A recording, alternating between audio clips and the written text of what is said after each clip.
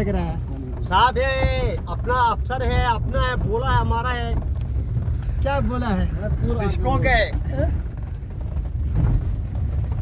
अब हम गाड़ी से आपको उतरने नहीं देंगे, आपको वहाँ सीधा ले जाएंगे सुरंडा में।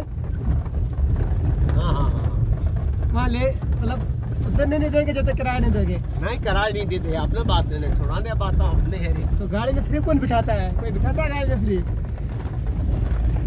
ए साहब उठाना उधर से अपने के चलाता है आप ये। तो ये रे उठाना नहीं था, फिर क्या करना है, बात सुनना अपना है। मतलब गाड़ी में फ्री कौन बिठाता है? कोई ड्राइवर गाड़ी में फ्री बिठाता है?